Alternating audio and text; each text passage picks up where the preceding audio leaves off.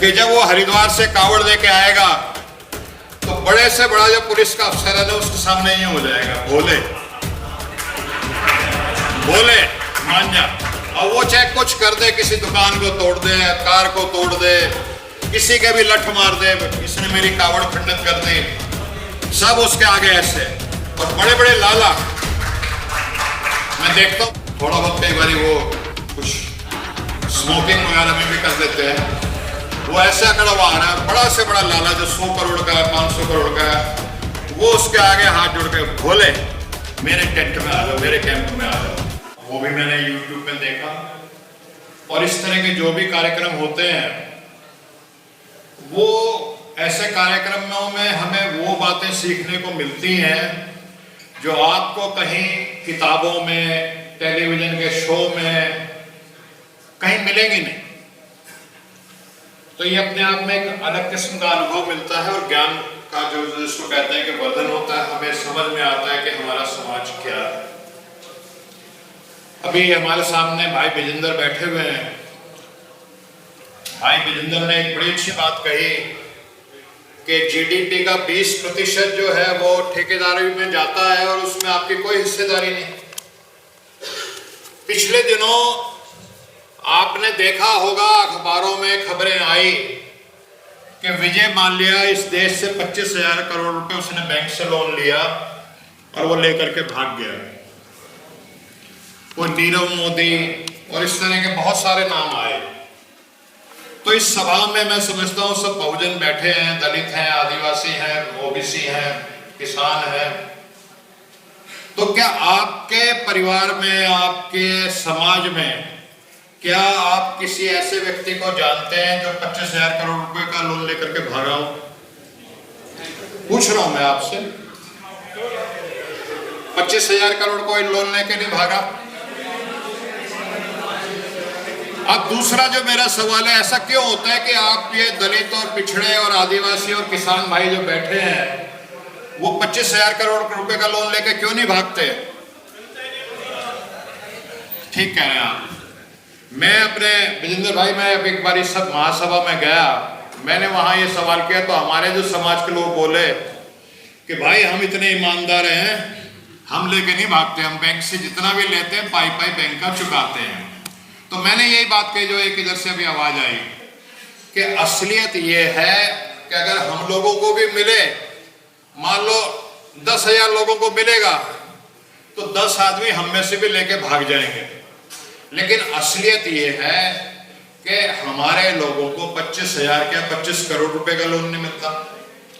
और आप दिल्ली में जिस इलाके में आप रहते हैं, रोहिणी है, पीतमपुरा है, और भी इलाके हैं, वहां घूमते हैं पार्कों में सुबह लोग, आप घूमते घूमते देखोगे आम आदमी ऐसा मिल जाएगा जिसने 150 करोड़ का लोन ले रखा हो, 200 करोड़ का लोन ले रखा हो। तो एक जिसको कहते हैं आर्थिक ताकत। आपने पिछले दिनों देखा कि अंबानी की शादी में क्या हुआ, कौन सा नेता नहीं था और कौन सा कलाकार नहीं था देश का विदेश का जो अंबानी की शादी में गया। और आप और हम उनको कार्ड दे दें, हो सकता है उनमें से हमारे समाज के भी हो, तो क्या वो हमारी शादी में आते? वो नेता, वो उद्योगपति हमारी शादी में तो नहीं आते। तो असलियत ये है कि पैसा फेंको, तमाशा देखो। जिसके पास पैसा होता है, जिस समाज के पास पैसा होगा, सरकारें उसके इशारे पे नाचती हैं और आगे भी नाचती रहेगी। ये पुराना नियम है। तो अब ये जो बातें हुई, मैं सबका समर्थन करता हूं, आरक्षण भी होना चाहिए, शिक्षा में भी होना चाहिए, तमाम जो बातें यहाँ पे जो लिखी भी हुई हैं, इन सब बातों का मैं समर्थन करता हूं। लेकिन एक बात मैं ये भी कहता हूं कि जो इस देश में जो बैंकों से जो लोन का वितरण होता है, उसमें बहुजन समाज को 50% हिस्सा क्यों नहीं मिलता? बहुत बड़ी बात है। आप देख रहे हो, एक समाज के लोग जो उत्तरी दिल्ली में रहते हैं सब कुछ खरीदते चले जा रहे हैं इस देश में, क्योंकि उन्हीं को लोन मिल रहा है, उनको तरीका आ गया। तो मुद्दे बहुत हैं। अभी एक भाई ने उठाया कि हमारे समाज के लोग जो है वो कावड़िया बन जाते हैं, कावड़िया नहीं बनना चाहिए, उनको इतनी समझ नहीं है। तो आप कावड़िया की एक मानसिकता को समझो। कौन आदमी कावड़िया बनता है? आप में से जो यहाँ आया, मेरे ख्याल आपके परिवार में से शायद ही कोई होगा कि जो कावड़ उठा करके जाता हो। कावड़िया वो बनता है जो समाज में सबसे आखिरी पायदान का व्यक्ति होता है, शिक्षा में भी, संपत्ति में भी, धन में भी, हर तरीके से। और वो कौन होता है? रिक्शा चलाने वाला, किसी दुकान पे नौकरी करने वाला, छोटी मोटी।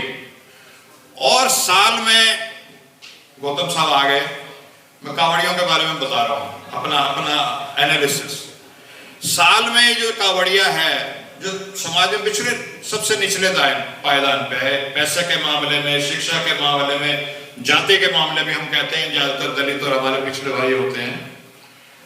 तो साल में 51 हफ्ते जिस दुकान पे वो काम करता है या वो रिक्शा चलाता है, जो करता है, जो मिलता है उसको गाली दे देता माँ बहन की। वो बेचारा कुछ कर नहीं पाता, बेबस होता है। पुलिस वाला आता है, उसको एक लाठी मार के चला जाता है बिना बात के, वो बेचारा सहन कर जाता, कुछ कर नहीं पाता। लेकिन साल के 52 हफ्तों में वो इंतजार करता है एक हफ्ते का, कि जब वो हरिद्वार से कावड़ लेके आएगा तो बड़े से बड़ा जो पुलिस का अफसर है ना, उसके सामने ही हो जाएगा, भोले भोले मान जा। और वो चाहे कुछ कर दे, किसी दुकान को तोड़ दे, कार को तोड़ दे, किसी के भी लठ मार दे, इसने मेरी कावड़ खंडित कर दी, सब उसके आगे ऐसे। और बड़े बड़े लाला, मैं देखता हूं पीतमपुरा में बड़े बड़े लाला, वो अपने कैंप के बाहर लिख देते हैं प्योर देसी घी का खाना है। और जैसे कावड़िया आता दिखता है, वो वही है जो रिक्शा चलाने वाला है, वो ऐसे आ रहा है। थोड़ा बहुत कई बार वो कुछ स्मोकिंग वगैरह में भी कर देते हैं। वो ऐसा खड़ा हुआ आ रहा है, बड़ा से बड़ा लाला जो 100 करोड़ का है, 500 करोड़ का है, वो उसके आगे हाथ जोड़ के, भोले मेरे टेंट में आ जाओ, मेरे कैंप में आ जाओ। और मैंने गौतम जी बड़े बड़े लालाओं को इन कावड़ियों के पैर दबाते देखा है, क्योंकि उनको लगता है जो गल्ला है ना जो शिव का, वो इन भोलों की अगर हम सेवा करेंगे तो हमारे शिव जो गल्ला है दुकान का, उसमें बरकत आ जाएगी। ये मान तो ऐसी इज्जत, वो जो सर्वहारा जिसको कहते थे मार्क्सवादी अगर परिभाषा करें, उस सर्वहारा को इतनी इज्जत कहाँ मिलती है जीवन में। वो तो पूरे साल इंतजार करेगा कि कब अगली कावड़ के वो आए, इज्जत भी मिलेगी, बढ़िया खाना भी मिलेगा और सब चीज हो गई। तो हमें उनकी मानसिकता को समझने की भी जरूरत है। मेरा कहना ये है, जाति जनगणना है तो देखिए गौतम जी जानते हैं अंबेडकर साहब की जो फिलॉसफी है, जो हमने यहाँ तस्वीरें लगा रखी हैं, और उसमें छोटू राम जी की तस्वीर शायद नहीं थी चौधरी साहब की। तो ये जो संविधान बना है, ये जो संविधान बना है, ये बाबा साहब ने लिखा, लेकिन जो पीछे का हमारे महापुरुषों का ज्ञान था, उसको लेकर अपना अनुभव उसमें जोड़ करके वो संविधान लिखा गया। और इस देश में सदियों से लड़ाई चल रही है। एक तरफ वो लोग हैं जो कमेरे लोगों को पसंद नहीं करते, वो उनको गुलाम बना के रखना चाहते हैं कमोरों को। उनको चाहे वो शूद्र कह दें, अति शूद्र कह दें, अछूत बोल दें, कुछ भी नाम दे सकते हैं, लेकिन फिलॉसफी ये है कि कमेरे को गुलाम बना के रखा जाएगा।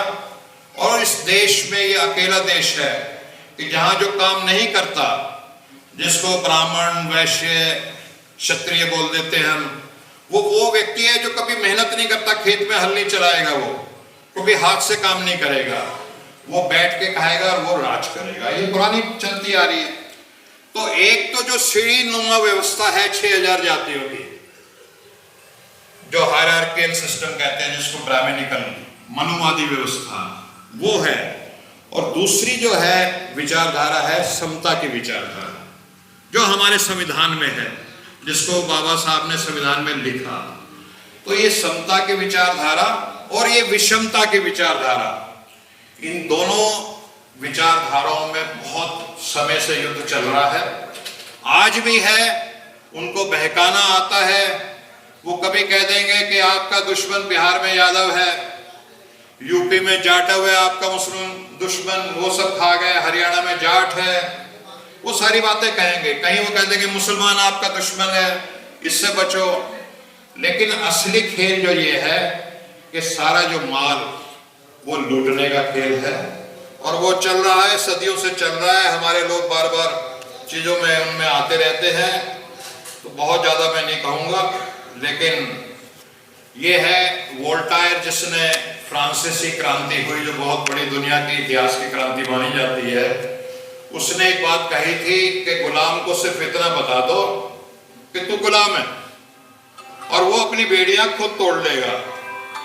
हमारे समाज में क्या है, हमारे लोगों में क्या है कि हमें एहसास ही नहीं है, हम गुलाम हैं और हमें अपनी गुलामी का एहसास नहीं ज्यादातर लोगों को। And slave enjoying his slavery वाली बात है। जिस दिन आप लोग, और आप लोग इस काम को कर रहे हो जागरण का, अपने लोगों को जगा दोगे तो फिर गुलाम अपनी जंजीरें खुद तोड़ लेगा। जय हिंद, जय श्री राम।